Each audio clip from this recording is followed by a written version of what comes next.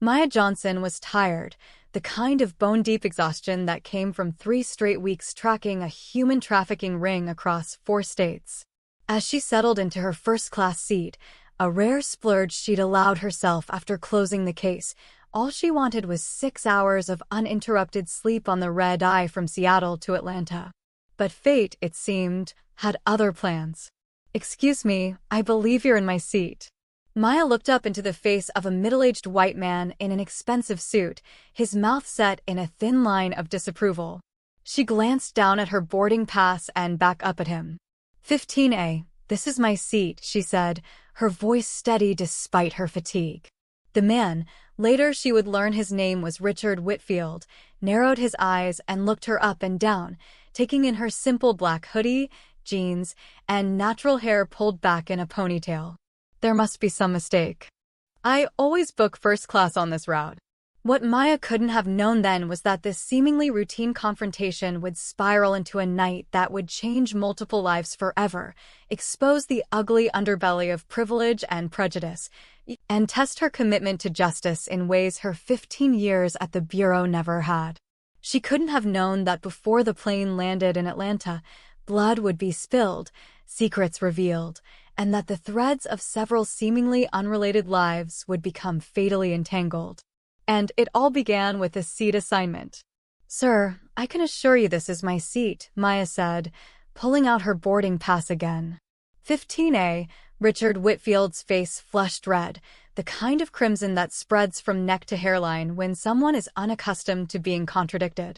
He snapped his fingers at a passing flight attendant, a young woman named Amber Chin, who had been with the airline for just under 6 months. "Excuse me, there seems to be a seating error," he said without looking at Amber. "This woman is in my seat." Amber gave a practiced smile. "I'd be happy to help. May I see both of your boarding passes?"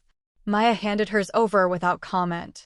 Richard made a show of checking each pocket before producing his. 15B, Amber said, pointing to his boarding pass. "Sir, you're actually in the seat next to this passenger.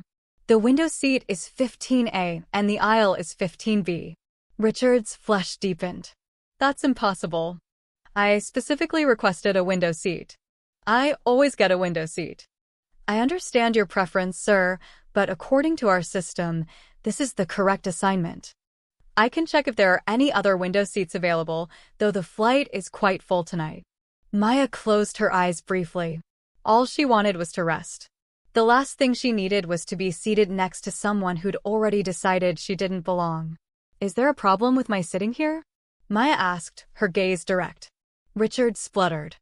"I didn't say that. I just prefer the window. I'm a frequent flyer with platinum status." Amber's smile never wavered.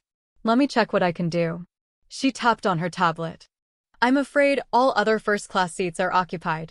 Would you prefer to move to premium economy? There is a window available there." "Absolutely not," Richard's voice rose, causing several passengers still boarding to glance over. "I paid for first class, and that's what I expect to receive." "Then 15B is your assigned seat, sir," Amber said, her tone final. "Would you like any assistance with your carry-on?" With visible reluctance, Richard stowed his designer luggage and settled into 15B, making a show of sanitizing the armrest between his seat and Maya's. Maya returned to the book she'd been reading, a biography of Shirley Chisholm she had been meaning to finish for months. The case had consumed her life, but now that Alejandro Vargas was in custody and 38 women and girls were safe, she could finally exhale. "That's quite a heavy choice for light reading," Richard commented after several minutes of tense silence. Maya looked up, surprised he'd spoken to her. "Pardon? The book. Wouldn't you prefer something lighter? A romance novel, perhaps?" The condescension in his tone was unmistakable. Maya had encountered enough Richards in her life to recognize the type, men who wore their privilege like an invisible crown and expected the world to bow accordingly. "I find inspiration in stories of people who overcome systemic barriers," she replied evenly. "Especially women who refuse to be defined by others' expectations." Richard shifted uncomfortably. "Well, we all have our interests, I suppose." The plane finished boarding and Amber began the safety demonstration. Maya noticed how Richard's gaze lingered on the flight attendant, his eyes tracking her movements with an intensity that made Maya's investigator instincts prickle. Frequent flyer? Maya asked casually. Every week for 20 years, Richard replied, seeming pleased to have a chance to establish his status. Wholesale medical equipment. I have clients all over the country. Must be exhausting, Maya offered. Worth it for the lifestyle it provides. My wife never has to worry about a thing. He glanced pointedly at Maya's simple gold band. What about your husband? What does he do? I'm not married, Maya said, twisting the ring that had been her grandmother's. This was my grandmother's. She raised me after my parents died. She always said it was a reminder that I was from a line of strong women who survived much worse than anything the world might throw at me.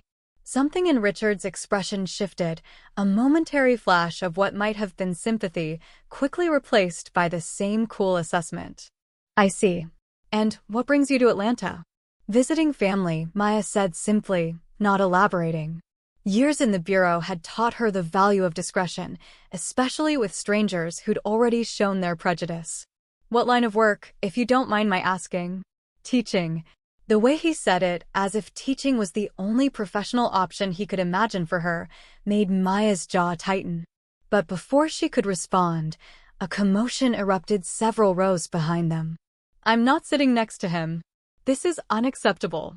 Maya turned to see an elderly white woman pointing at a young Middle Eastern man who was trying to stow his bag in the overhead compartment. Ma'am, please lower your voice, another flight attendant, his name tag read Marcus, was saying. Do you know what his people did to our country? The woman hissed, loud enough for half the cabin to hear. The young man's face burned with humiliation as he stared at the floor. I was born in Michigan, he said quietly. I'm a second-year medical student. Richard leaned toward Maya. This kind of thing is exactly why I prefer to drive when possible, he murmured. Air travel isn't what it used to be. Maya's eyes narrowed. And what exactly do you mean by that? Richard seemed oblivious to the edge in her voice. Just that standards have slipped. There was a time when flying was a civilized experience. Now, with these discount fares, just anyone can board. Just anyone? Maya repeated slowly. Before Richard could dig himself deeper, Amber approached the situation behind them. Ma'am, if you're uncomfortable, I can see if there are any other available seats, but I assure you all our passengers have been properly screened. I don't care about your screening. I know what I see, the woman insisted. The young man, who looked no older than 20, spoke up. I'm happy to switch seats with someone if it would make things easier. Maya found herself standing before she'd made a conscious decision to move. I'll switch, she called out. Richard looked startled. You're leaving? It seems my presence here has been equally unsettling for you, Maya said coolly. So, yes. I'm going to offer that young man my seat, and you can enjoy your window view after all. She gathered her book and small carry-on. As she moved past Richard, he caught her wrist, a brief, presumptuous touch that sent a flare of anger through her. I never said I had a problem with you, he said, sounding genuinely confused. Maya removed his hand with a firm grip that made his eyes widen slightly. You didn't have to say it. She made her way to the back of first class, where Marcus was still trying to defuse the situation.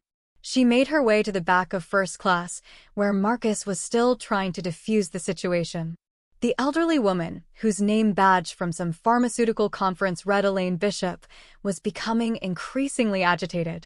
I'd be happy to exchange seats, Maya told Marcus. I was in 15A.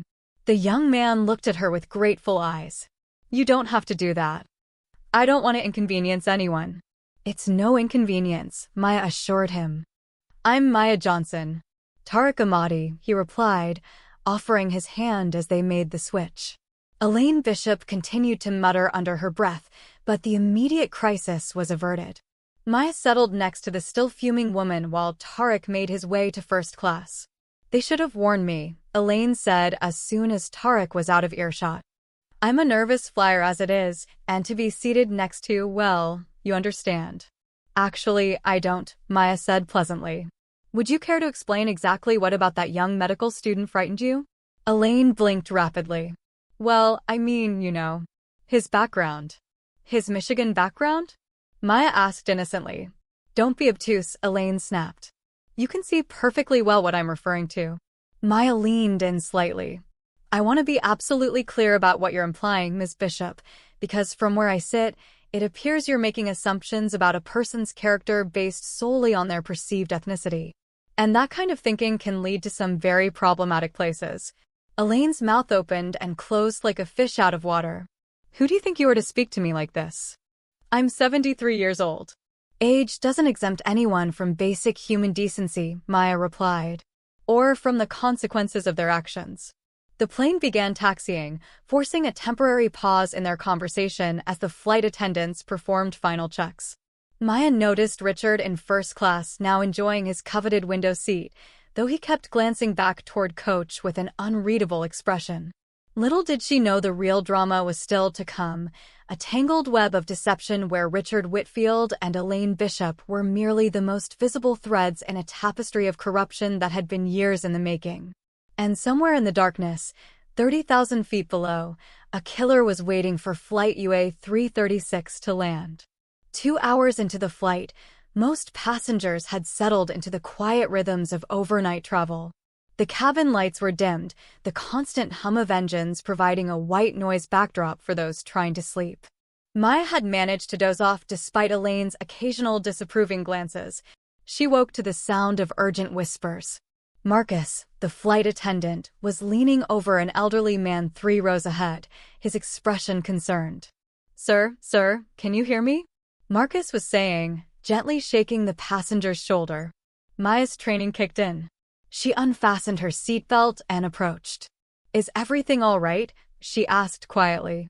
Marcus looked up, relief crossing his features at the sight of another person willing to help.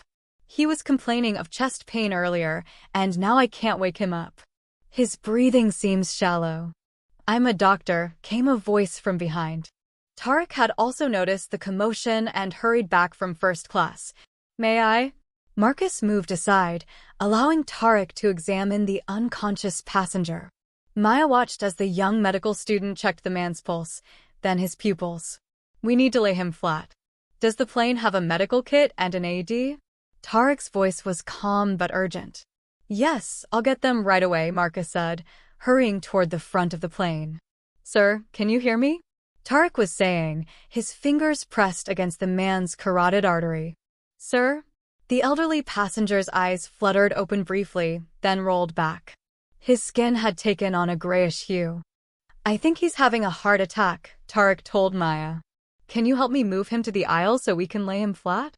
Together, they carefully shifted the man, who appeared to be in his 70s, from his seat onto the floor of the aisle.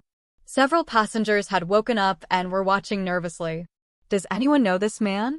Maya asked. Is he traveling with someone? A woman across the aisle spoke up. His name is Walter. Walter Simmons.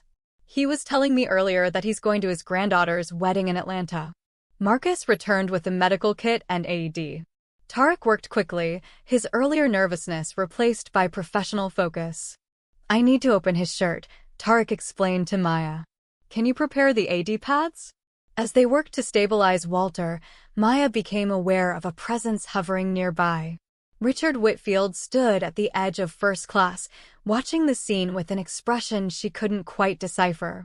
Is there something we can help you with, sir? She asked, not looking up from the AED she was preparing. I know that man, Richard said, his voice strangely tight. Walter Simmons. Maya's attention snapped to the first-class cabin, where Richard had suddenly become very interested in his laptop screen. You know him, how? Richard seemed to hesitate. Business associate. Will he be all right? We're doing everything we can, Tarek said. Are you a friend of his? Do you know if he has any medical conditions or takes any medications? No, not a friend. Just business, Richard said, then abruptly returned to his seat. Amber appeared, making her way down the aisle. The captain's requesting any medical personnel on board to identify themselves, she announced. We also need to know if we should divert to the nearest airport. I'm a second-year medical student, Tarek said. In my assessment, this passenger is having a cardiac event and needs immediate hospital care. I would recommend diversion. Amber nodded and hurried back to inform the captain. Maya noticed that Elaine Bishop was watching the scene, her earlier disdain for Tarek seemingly forgotten as she observed him working to save Walter. Hypocrites, Maya murmured, too low for anyone to hear. The next 30 minutes were tense as the plane changed course for an emergency landing in Charlotte.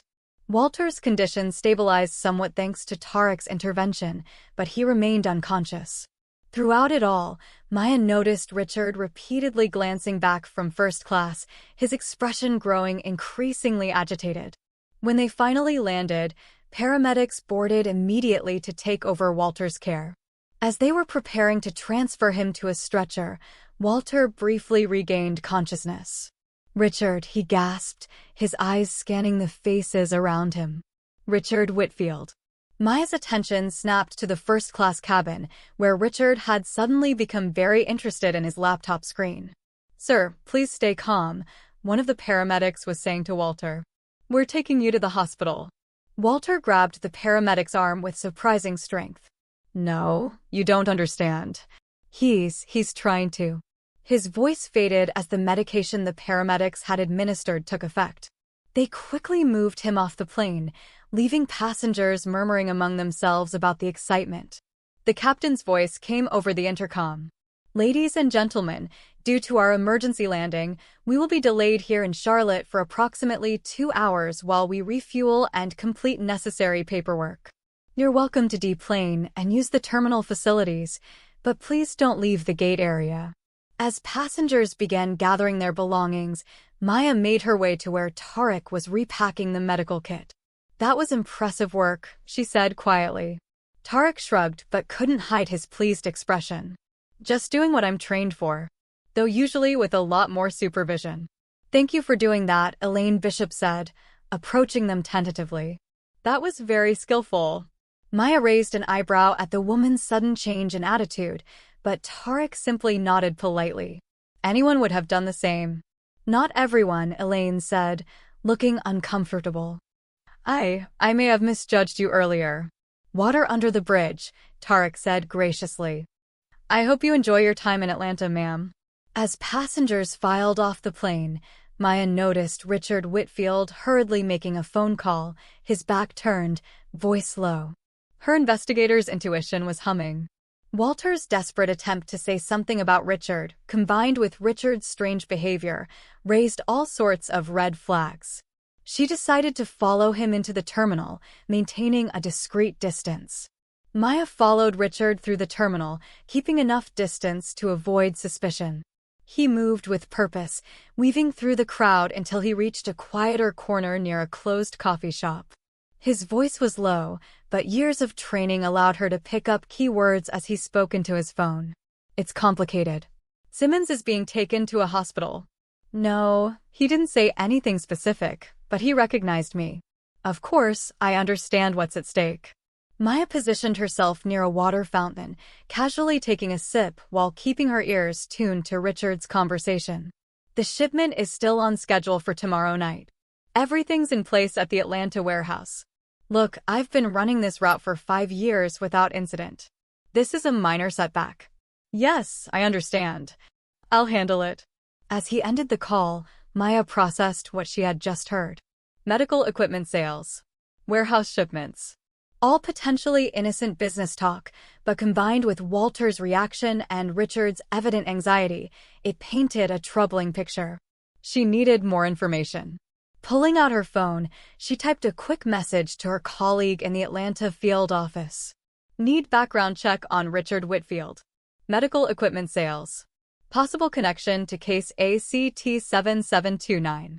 Also, Walter Simmons currently being transported to hospital in Charlotte, North Carolina. Urgent." Minutes later, her phone buzzed with a response. "Whitfield on peripheral radar for pharmaceutical black market investigation. Nothing solid. Simmons unknown. Keep distance. Observe only. Local agents being dispatched to hospital." Maya pocketed her phone. Her exhaustion was forgotten. What had started as a simple seating dispute was evolving into something far more complex and potentially dangerous. The trafficking case she just closed suddenly felt connected, though she couldn't yet see how. As passengers began returning to the plane, Maya spotted Amber in an intense conversation with Marcus near the gate desk. Amber looked upset, wiping at her eyes while Marcus patted her shoulder consolingly. Maya approached them. "Everything okay?" Amber quickly composed herself. "Oh, yes. Thank you for asking. Just a personal matter." "You sure?" "That was a stressful situation with a medical emergency. It's perfectly normal to feel shaken afterward." "It's not that," Amber said, then hesitated. "It's just, one of the passengers has been making me uncomfortable all flight." Maya's expression hardened. "Would that passenger happen to be in first class?" Amber's eyes widened slightly. "How did you know?" "Richard Whitfield has a way of making his presence felt," Maya said dryly. "Has he been inappropriate with you?" "Nothing I can't handle," Amber insisted. "It happens in this job." "But Marcus thought I should report it to the captain." "And you absolutely should," Maya agreed. "No one should have to tolerate harassment at work." "It's complicated," Amber sighed. "He's a platinum member. Flies this route all the time. Customer satisfaction scores affect our performance reviews." The familiar refrain made Maya's blood boil. How many times had she heard victims explain why they didn't report powerful men? How many times had institutions protected the powerful at the expense of the vulnerable? "Listen," Maya said, making a decision. "I don't normally do this during an investigation, but I think you should know who you're dealing with." She pulled out her badge, keeping it partially concealed from other passengers. "I'm Special Agent Maya Johnson, FBI. If you're willing to make a formal statement about Mr. Whitfield's behavior, I can ensure it's taken seriously." Amber's eyes went wide. "FBI? Are you investigating him?" "I can't comment on that," Maya said carefully. "But I can tell you that any information about his behavior or activities could be relevant." Marcus looked between them. "Wait, is this about the medical emergency? Was that not natural?" "I'm not saying that," Maya clarified. "But I am interested in anything unusual you may have observed about Mr. Whitfield or his interactions with other passengers, including Mr. Simmons." Amber and Marcus exchanged glances. "Actually," Amber said slowly, "there was something odd. Before boarding, I saw Mr. Whitfield and that older gentleman, Mr. Simmons, having what looked like an argument in the terminal. They clearly knew each other. But then they didn't sit together or acknowledge each other on the plane. And after you assigned seats," Marcus added, "Mr. Whitfield specifically asked if Mr. Simmons had checked any luggage and what his final destination was." The pieces were starting to align in Maya's mind. "That's very interesting. If you notice anything else, here's my card. Don't confront him or let on that you've spoken to me." As they reboarded the plane, Maya decided to return to her original seat in first class. The medical emergency had necessitated a new passenger manifest, and she used the confusion to her advantage. Richard looked up in surprise as she slid into 15A. "I thought you'd switch seats permanently." "Change of plans," Maya said pleasantly. The gentleman needed to sit near the lavatory after the emergency landing. "Medical situation." Richard shifted uncomfortably. "About earlier. I feel I may have given you the wrong impression. I'm not a racist." Maya finished for him. "Let me guess, you have black friends. Maybe even voted for Obama once." Richard's face flushed. "That's unfair. You don't know anything about me." "I know more than you think, Mr. Whitfield," Maya said quietly. "For instance, I know you recognized Walter Simmons, but pretended not to know him well. I know you made a very anxious phone call in the terminal about a shipment to an Atlanta warehouse tomorrow night. And I know you've been making the flight attendant uncomfortable with unwanted attention." The color drained from Richard's face. "Who the hell are you?" Maya merely smiled and opened her book again. "Just another passenger trying to get to Atlanta. Though I would suggest you think carefully about your next moves. The authorities in Charlotte are already speaking with Mr. Simmons." It was a bluff. She had no idea if Walter was even conscious, let alone talking to authorities. But Richard's reaction told her everything she needed to know. "You're making a serious mistake," he hissed, his earlier pretense of civility evaporating. "You have no idea who you're dealing with or what you're getting involved in." "I could say the same to you," Maya replied calmly, turning a page in her book. For the remainder of the flight, they sat in tense silence.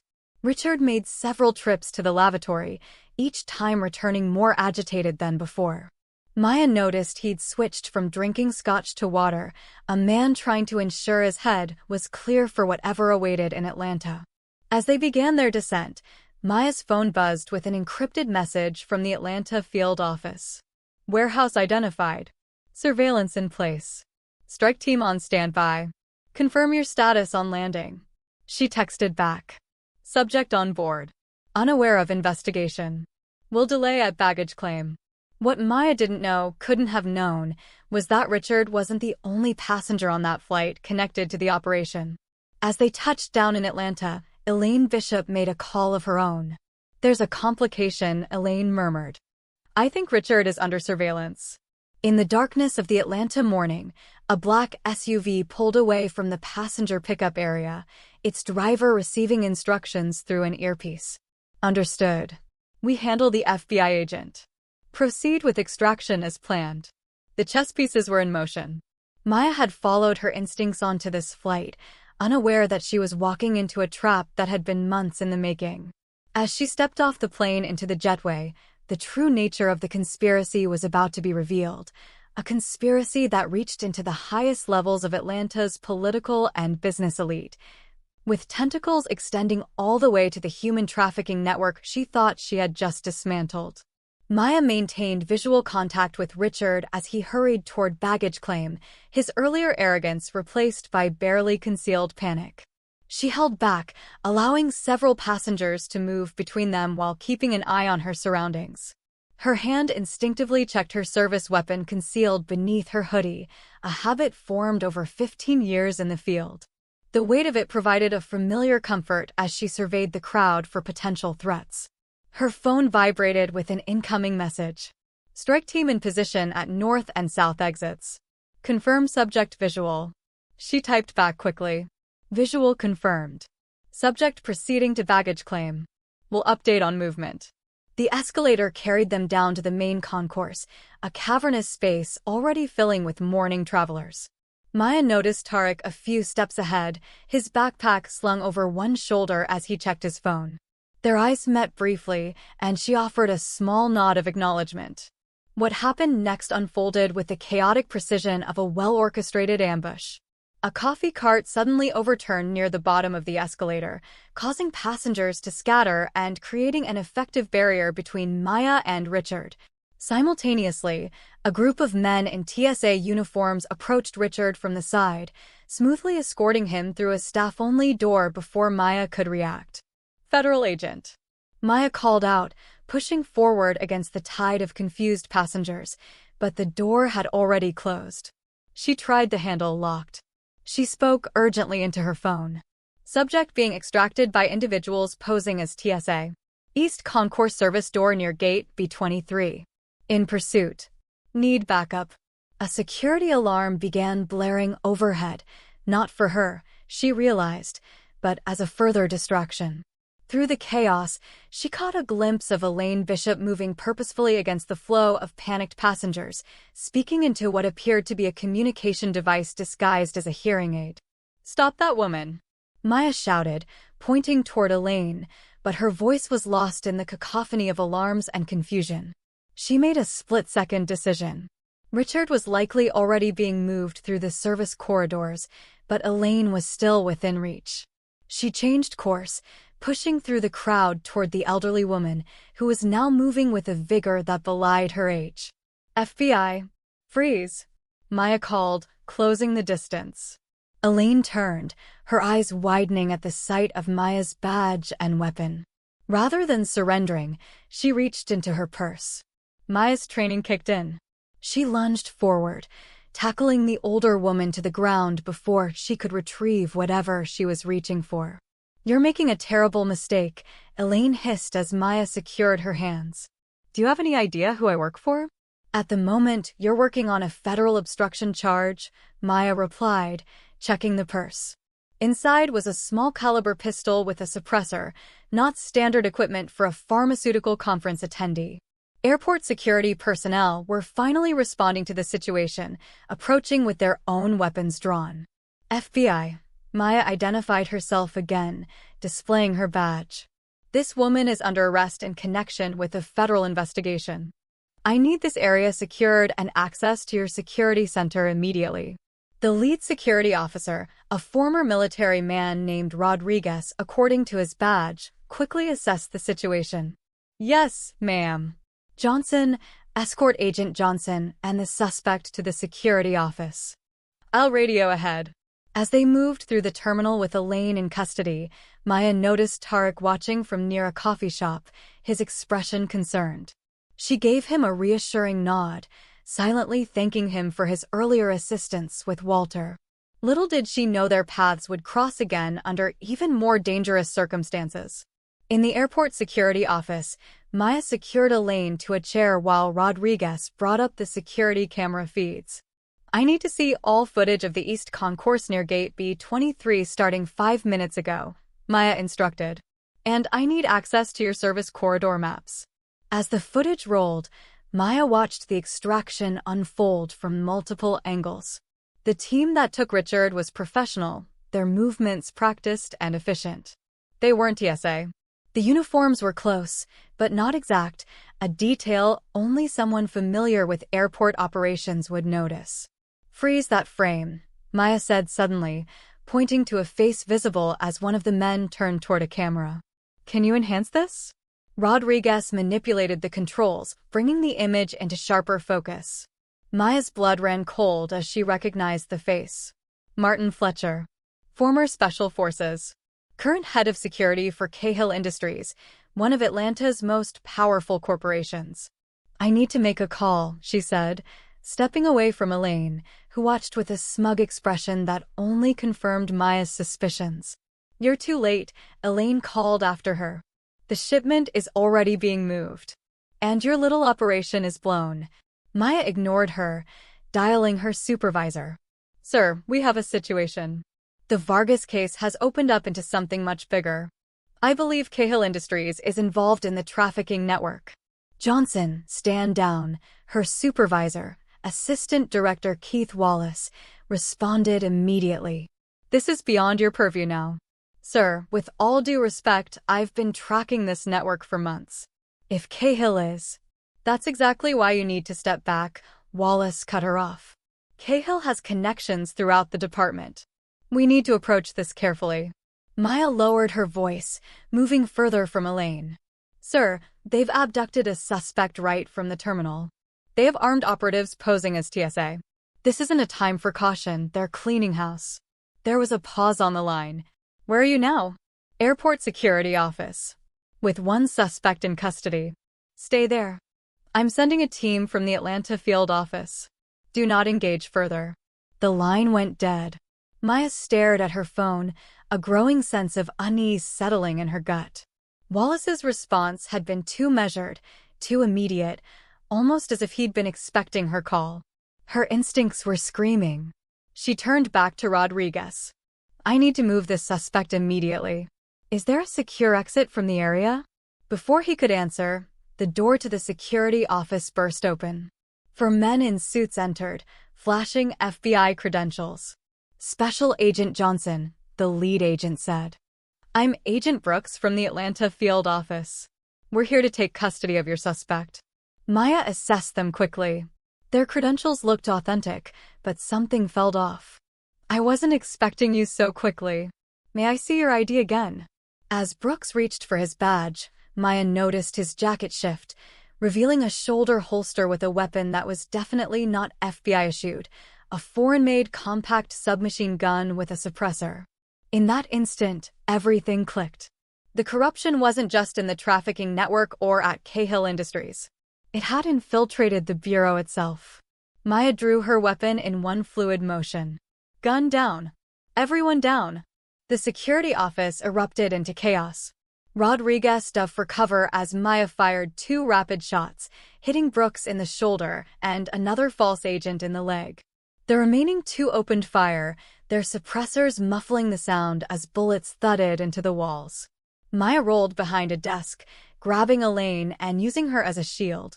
Tell them to stand down, she shouted at the older woman. You're dead, Agent Johnson, Elaine replied calmly, seemingly unafraid despite the gunfire. You just don't know it yet. One of the false agents moved toward the door, likely to prevent outside intervention. Maya took the shot, catching him in the side and sending him sprawling. Rodriguez had recovered his own weapon and fired at the fourth assailant, who ducked behind a filing cabinet. Security breach in the main office. Rodriguez shouted into his radio. Shots fired. Multiple officers down. But Maya knew that by the time reinforcements arrived, these men would have accomplished their mission, eliminating her and extracting Elaine. She needed to change the dynamic. Listen to me, she said to Rodriguez. These aren't FBI. They're here to kill us and extract this woman.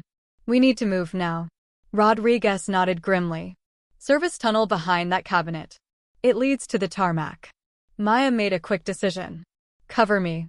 As Rodriguez laid down suppressing fire, Maya dragged Elaine toward the hidden exit, forcing the filing cabinet aside to reveal a maintenance door.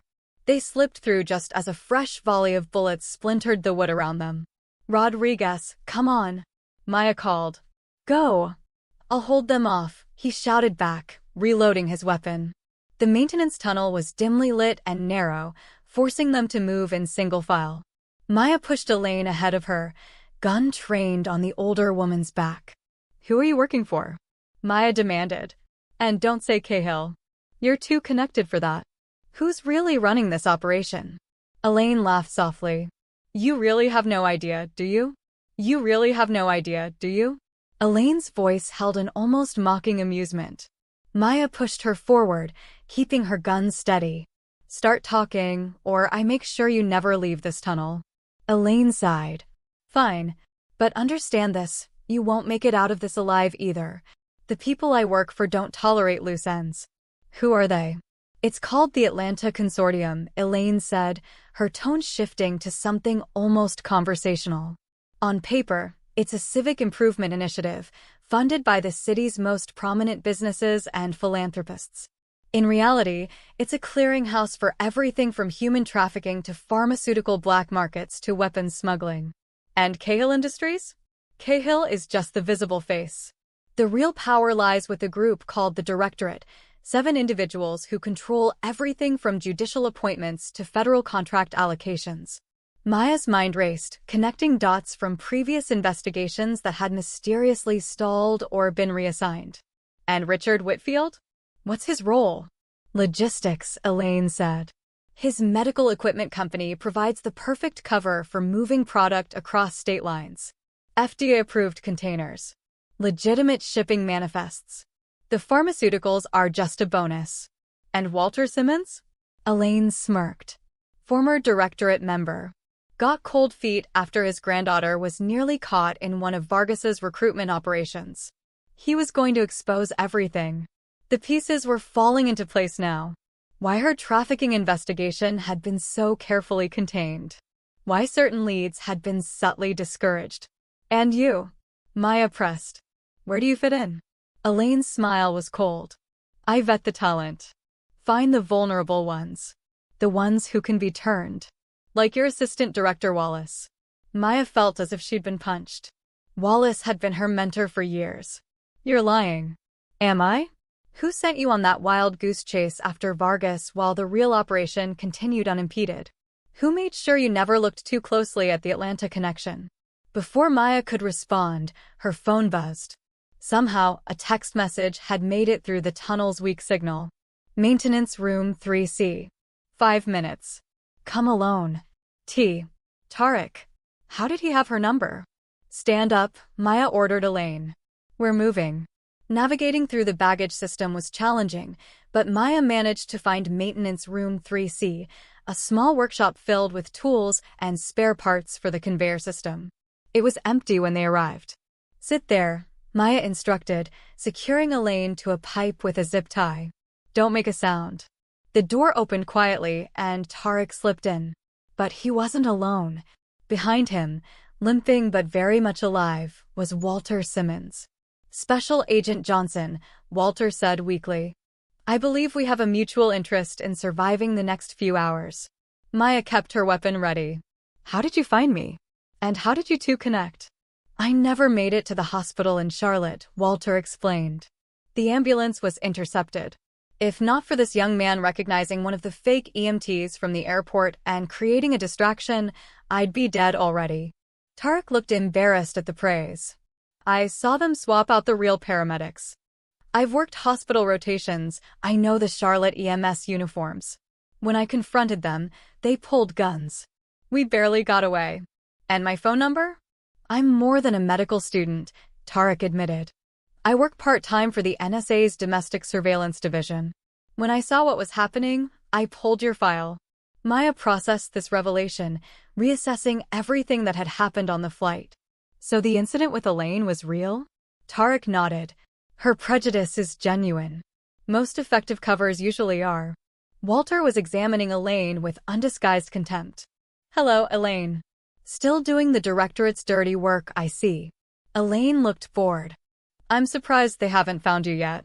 The bounty on your head is quite substantial. They're too busy dealing with the evidence I've been gathering for the past 6 months, Walter said. Everything the consortium has done.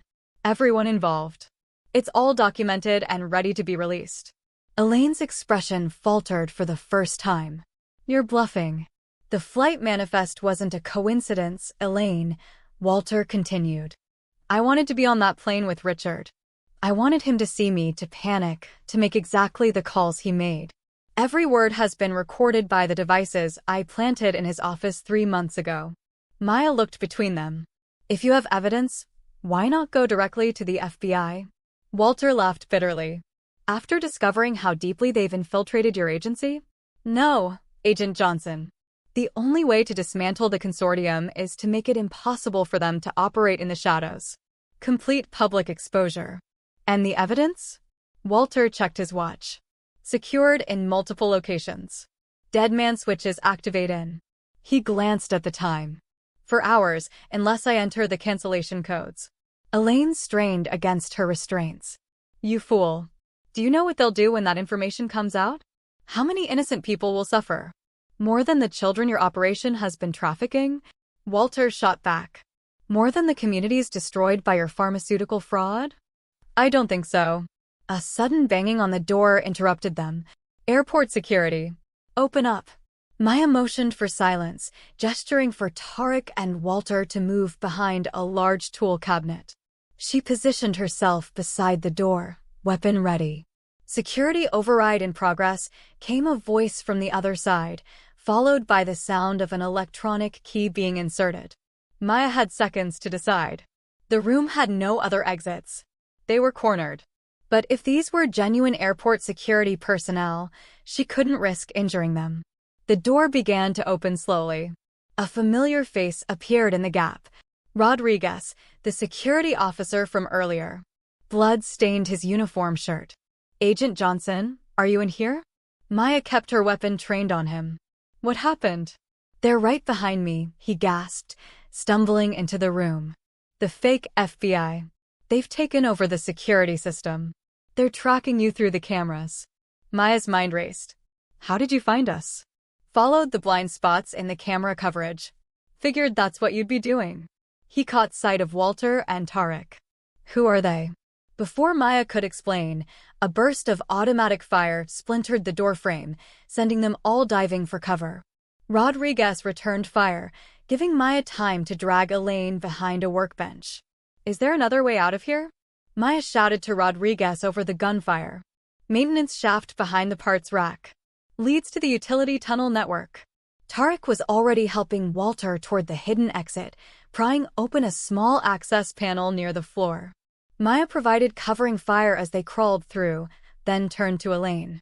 You're coming with us, she said, cutting the zip tie.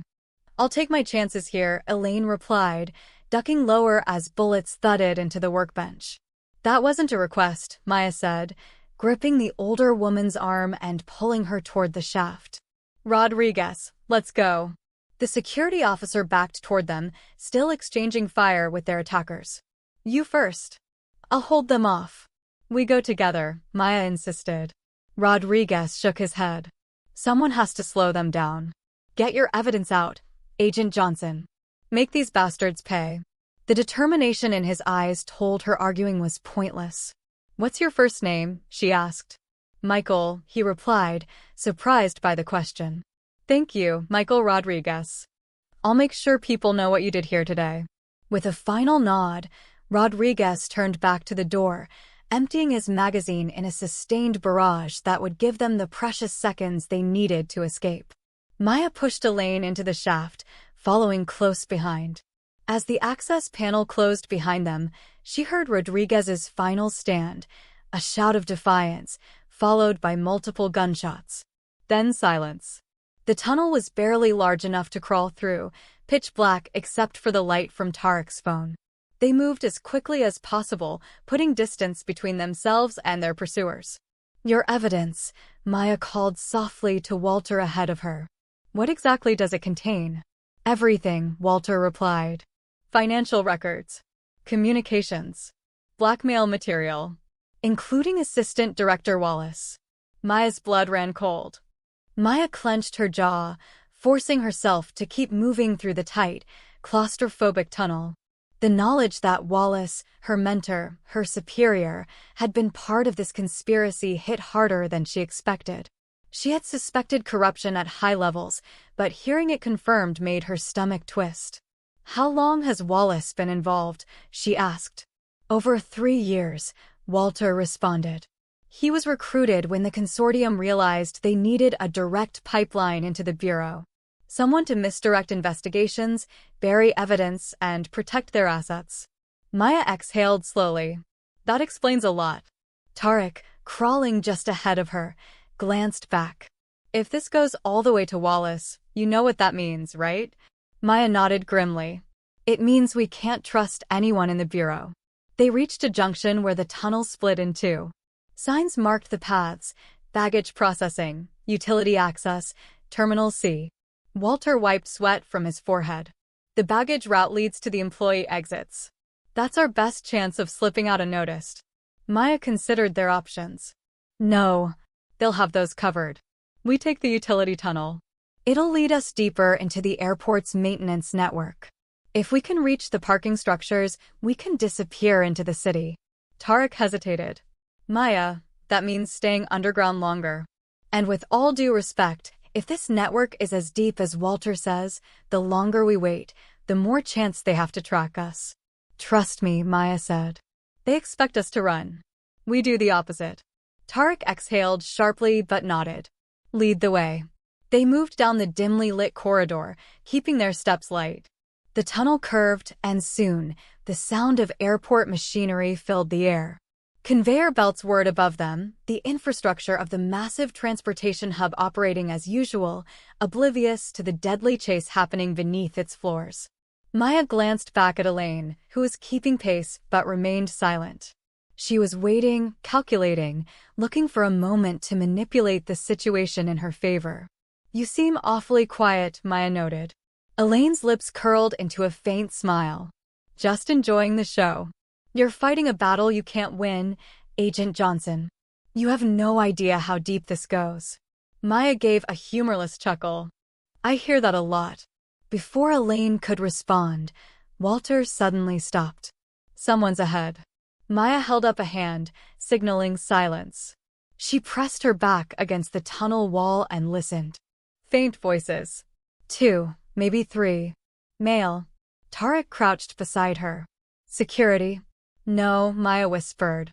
"They wouldn't be talking." She reached for her weapon, signaling for the others to stay put. Moving carefully, she crept forward, keeping to the shadows until she reached the edge of an intersecting tunnel. 2 men stood near a maintenance panel, dressed in airport utility uniforms, but something was off. Their boots were polished, their stances too alert. Professionals. One of them was speaking into an earpiece. Still no sign of them. They must have taken a different route. The other man checked his watch. "We're running out of time. Wallace wants this cleaned up before media catches wind of the Charlotte diversion." Maya's mind raced. If they were waiting here, it meant the consortium had figured out they hadn't exited through baggage handling. The net was tightening. She backed up silently, returning to the group. "They're waiting for us," she said. "We need another route." Walter looked past her. There is no other route. We go back, we walk into an ambush. We go forward, we take a risk, but at least we control it. Maya hated that he was right. Fine, but we do this my way. Tarek and Walter exchanged glances but nodded. Maya took a deep breath, adjusted her grip on her weapon, and stepped into the open. The two men snapped to attention, reaching for their weapons. FBI, drop your weapons, Maya commanded. One hesitated. The other didn't. His gun came up, but Maya was faster. 2 shots rang out, both hitting center mass. The man crumpled instantly. The second man bolted. Maya took off after him, sprinting down the tunnel. Tarek called after her. Maya, wait. But she couldn't. If this man got away, he'd alert the others. They'd be boxed in. Her feet pounded against the cement as she pursued him through the winding maintenance corridors. He turned sharply into a side passage, disappearing around a corner. Maya skidded into the turn, gun raised. Too late. A fist slammed into her ribs, knocking the breath from her lungs. She stumbled, just as the man grabbed for her gun. She twisted, using his momentum against him, slamming him into the wall. He recovered fast, elbowing her hard in the jaw. Pain flared, but Maya didn't let go of her weapon. She brought her knee up, driving it into his gut. He grunted but didn't go down. He was well-trained, built for close combat. But so was she.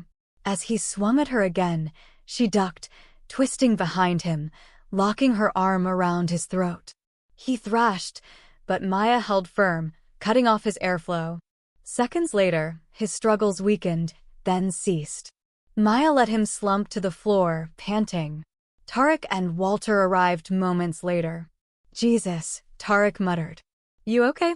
Maya nodded, touching her jaw gingerly. I've had worse. Walter nudged the unconscious man with his foot. He won't be out for long. We need to move. Maya pulled the man's radio from his belt. Static crackled, then a voice came through. Status update. Have they been neutralized? Maya pressed the button, lowering her voice to match the unconscious man's. Negative. No visual yet. Continuing sweep. A pause. Then, copy. Maintain position. We'll deploy secondary assets. Maya cursed under her breath. They're sending more. Walter's face was grim. Then we need to disappear. Now. Tarek pointed ahead. The service tunnels lead to the old cargo hangars. If we can get there, we might be able to slip out through one of the freight exits. Maya turned to Elaine. You better hope this works. Because if they catch us, they won't care about keeping you alive either. Elaine's smirk finally faded. They moved quickly, navigating through the industrial maze of the airport's underbelly. The air smelled of oil and machinery, the hum of distant generators vibrating through the walls. At last, they reached a heavy steel door marked restricted access. Tarek jiggled the handle. Locked. Maya looked at Walter. You wouldn't happen to know how to open this, would you? Walter rolled his eyes. Give me a minute. He knelt, pulling a thin metal tool from his pocket. Tarek raised a brow. Where'd you learn to pick locks? Walter smirked. You spend enough time around criminals, you pick up a few things. Seconds later, the lock clicked. Maya pulled the door open, revealing a cavernous hangar, half filled with abandoned equipment and empty cargo containers. It was their best shot. Let's go, she said, stepping inside.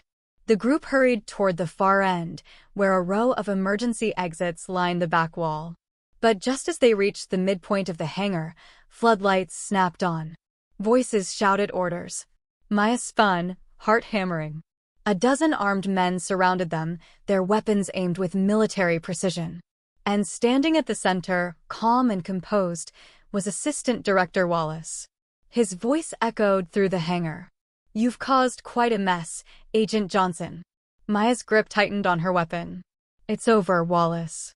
We have everything we need to bring the consortium down. Wallace smiled. Oh, Maya. You still don't understand, do you? The men closed in. This was never about stopping us, Wallace said. It was about stopping you. Maya braced herself. Then, without hesitation, she raised her gun. And all hell broke loose. Gunfire erupted, deafening in the cavernous hangar. Maya dove behind a stack of metal crates, Tarek and Walter right behind her. Sparks flew as bullets ricocheted off steel, the air thick with the acrid scent of gunpowder. Tarek pressed his back against the crates, eyes wide. "We're pinned." Maya reloaded, gritting her teeth. "No shit." Elaine had dropped to the ground nearby, covering her head. Wallace remained standing, calm as ever, watching the chaos unfold. "You're outnumbered, Maya," he called. "Drop your weapons and we can talk." Maya glanced at Walter. "How long until your dead man switch goes off?" Walter checked his watch. "Less than 3 hours." Tarek fired a few rounds over the crates. "I don't think they plan on keeping us alive that long." Wallace took a step closer, his men advancing with him. "Maya, don't be reckless. I know you. You're a survivor. You're smart. Smarter than dying in a losing fight." Maya steadied her breathing. "Let me guess," she said. "You'll make me an offer. A way out. All I have to do is look the other way." Wallace's lips curled. "I knew you'd understand. You could have a future, Maya. Power, security, influence. No more chasing criminals who never stay locked up. You'd be on the right side for once." Maya tilted her head. "You mean your side? The winning side?" Maya exhaled slowly, keeping her gun steady. "I used to respect you." Wallace sighed. "That was your mistake." Maya shifted her weight, gripping her gun tighter. "You know what yours was?" Wallace raised an eyebrow. Maya smirked, "Thinking I came alone." Before Wallace could react, an explosion rocked the hangar. The emergency exit doors blew inward, smoke and debris filling the space. Then the gunfire started. Black-clad tactical agents stormed in, moving with lethal precision. Maya recognized them instantly, the Bureau's Internal Affairs Strike Team. Wallace's face twisted in rage. "You called them?" Maya grinned. "No. Walter did." Walter shrugged. "Figured if the FBI was rotten, I'd find the few who still cared." Chaos erupted. Wallace's men scrambled, some trying to return fire, others bolting for the exits. Maya took the opportunity. "Move," she shouted, grabbing Tarek and Walter. They sprinted through the firefight, ducking behind shipping containers. Wallace's voice roared over the gunfire. "Kill them!" A bullet grazed Maya's shoulder, but she kept moving. Tarek fired back, taking down one of Wallace's men. Walter clutched his side, either out of pain or fear, but kept up. Elaine tried to crawl away, but Maya grabbed her by the collar and dragged her forward. "Not so fast," Maya growled. They reached the back exit just as more tactical agents flooded the hangar. Wallace's men were falling, one by one. Maya turned back, locking eyes with her former mentor. Wallace, now cornered, still didn't look afraid. "You think this changes anything?" he shouted. "The consortium doesn't die here. You're just a loose end." Maya held his gaze. "You first." She stepped through the exit, Tarek and Walter right behind her. For the first time in years, Maya felt something close to victory. But it wasn't over yet. The consortium wasn't just one man. And she wasn't done fighting. The night air hit Maya like a shock to the system as they burst out of the hangar and into the sprawling industrial lot behind the airport. Sirens wailed in the distance, and the orange glow of emergency lights flickered against the walls of cargo containers. Tarek doubled over, catching his breath. "Please tell me we have a plan." Maya glanced back at the hangar. Wallace's men were either dead or in custody, but she knew better than to assume the fight was over. If the consortium was as powerful as Walter claimed, this was only the beginning. She turned to Walter. "Tell me you set up an escape plan." Walter nodded, wincing as he clutched his side. "There's a car stashed 2 blocks from here. Keys are inside. We need to get to a secure location before my dead man switch triggers." Elaine, still in Maya's grip, let out a dry chuckle. "You really think this ends with one data dump?" "The consortium has contingencies, Agent Johnson. You might have taken Wallace, but someone else will replace him before sunrise." Maya tightened her hold on Elaine's arm. "Maybe, but we're going to make damn sure it's harder for them." Tarek gestured ahead. "Then let's move before backup arrives." They took off down a narrow service road behind the airport, staying close to the shadows. Helicopters circled above, but the response teams were focused on the hangar, not them, at least not yet. Walter led them through a gap in a chain-link fence, then into a dimly lit parking lot. A nondescript black sedan sat near the back, exactly where he said it would be. Maya yanked the door open and shoved Elaine into the back seat. "Try anything, and I swear I won't hesitate." Elaine just smiled, as if enjoying the chaos. Tarek slid into the driver's seat, while Walter got in beside him. Maya sat in the back, keeping her gun trained on Elaine as Tarek started the car and pulled onto the street. As they sped away from the airport, Maya's phone buzzed with an encrypted message. "Strike team secured Wallace. Survivors in custody. Media containment in progress. Do you require extraction?" She typed back quickly. "Negative. Off-grid until further notice. Package secured. Proceeding to next phase." Tarek glanced at her in the rearview mirror. "What's the next phase?" Maya looked at Walter. "We need to know exactly what's in that data dump. Where it's going. Who else it implicates." Walter hesitated. "Once it goes out, there's no stopping it. Then let's make sure it lands where it does the most damage." Walter nodded. "There's a safe house downtown. We can work from there." Maya exhaled. They weren't out of danger, not by a long shot. But for the first time since this flight started, she felt like they had a real shot at winning. Because the consortium wasn't just a network. It was an infection. And she was about to burn it out. Tarek drove fast but careful, weaving through the quiet backstreets of Atlanta, keeping an eye on the rearview mirror for any signs of pursuit. The city was waking up, oblivious to the chaos that had just unfolded at the airport. Maya kept her gun steady on Elaine in the back seat. The older woman was unsettlingly calm, watching the city lights pass as if she were simply on a late-night drive. Walter wiped sweat from his forehead. "We need to get off the streets. If the consortium has local assets, they'll be mobilizing by now." Maya checked her phone, no new messages. That was good. It meant internal affairs still had control of the situation at the airport, but it wouldn't last. Someone inside the bureau would catch wind of Wallace's arrest, and when they did, all hell would break loose. "Where's the safe house?" she asked. Walter hesitated. "It's an old bookstore. Basement-level access. Secure." Tarek shot him a skeptical look. "A bookstore." Walter smirked. "What better place to hide than a business no one under 30 visits?" Maya ignored them, scanning the streets for anything suspicious. "We stay 10 minutes tops. Walter extracts the files, we set up the drop, and then we move. If the consortium tracks us, we don't want to be boxed in." Elaine let out a soft laugh. "You act like you still have control." Maya turned the gun on her. "I have more control than you think."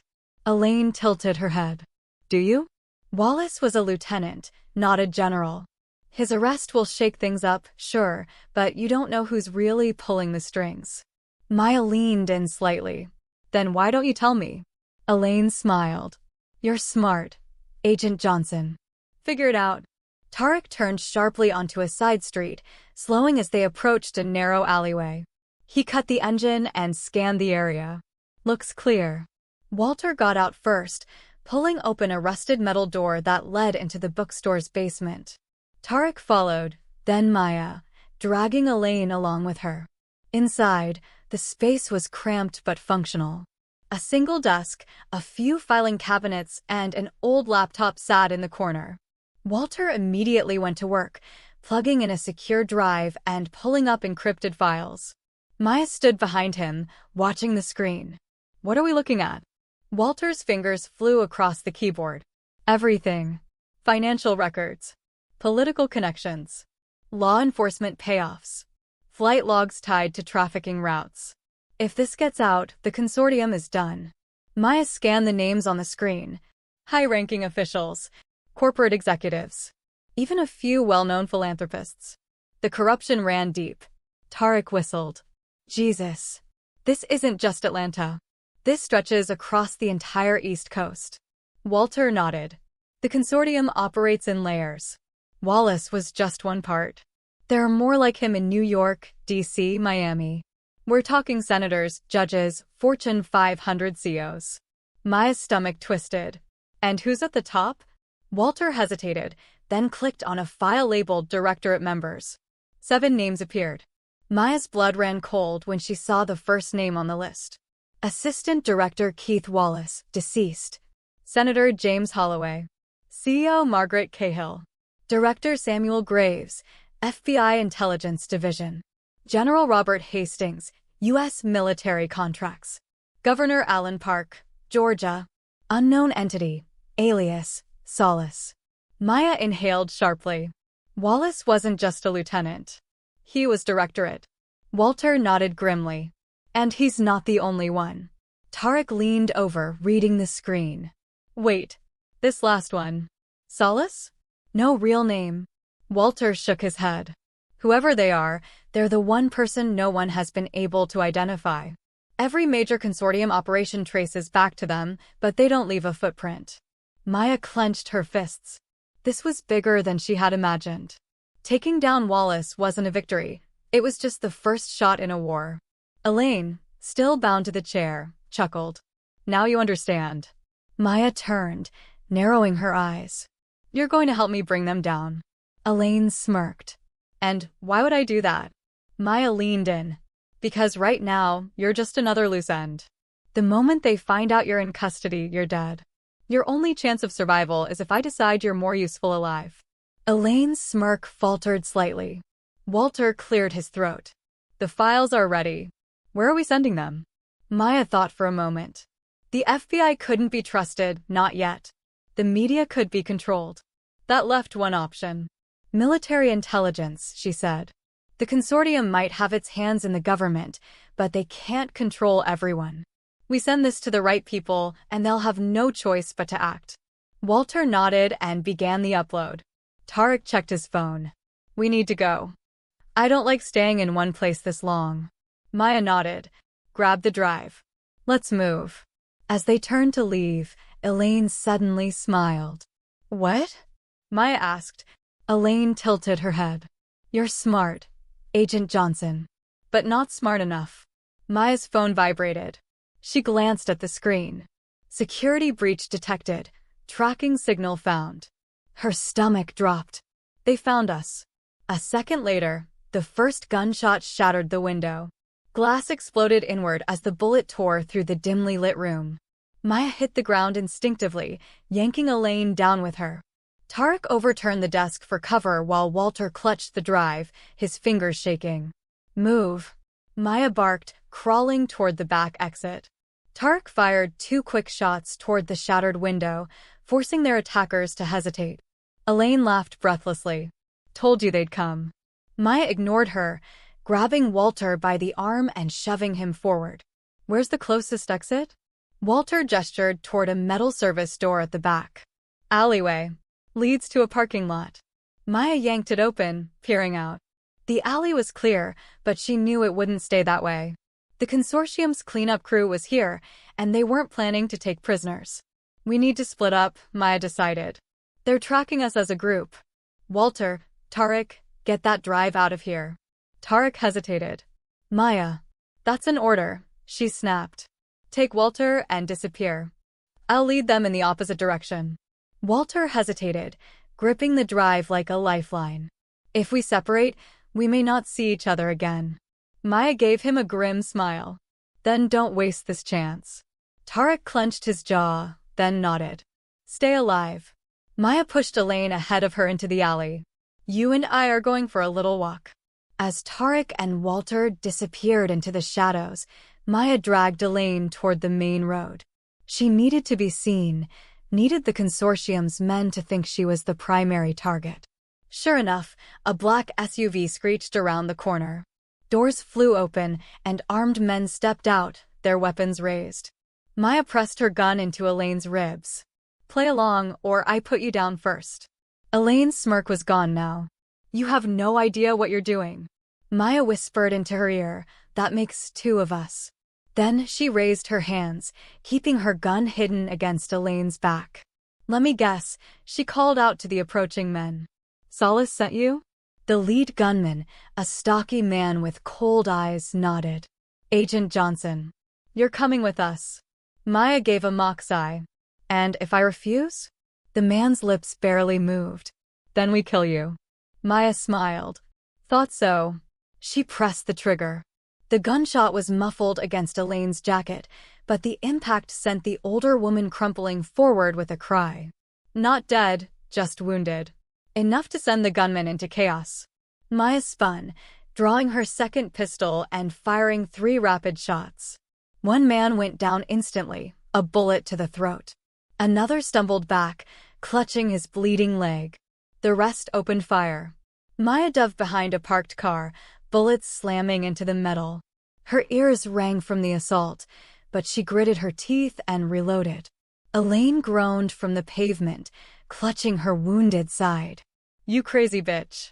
Maya peeked over the hood of the car. More vehicles were approaching. She was outnumbered. She had one chance. She pulled out her phone, sending a single encrypted message. Now, 2 seconds later, the night sky lit up. A helicopter roared overhead, its floodlights blinding the gunman. Maya covered her head as the deafening thud-thud-thud of rotor blades filled the alley. Then the real assault began. Tactical agents rappelled from the chopper, hitting the ground with precision. Gunfire erupted, but this time, it wasn't aimed at Maya. It was aimed at the consortium's men. Within seconds, the firefight turned in her favor. The gunmen scrambled for cover, but the strike team was relentless. Maya watched as one by one, her enemies fell. Then, silence. A figure stepped forward from the shadows, gun raised. Maya tensed until she recognized the voice. Told you I had your back. Tarek. He approached, eyes scanning the carnage. Walter followed behind him, the drive still clutched in his hands. Maya exhaled, finally lowering her gun. Took you long enough. Walter looked at Elaine, who was still bleeding on the pavement. What do we do with her?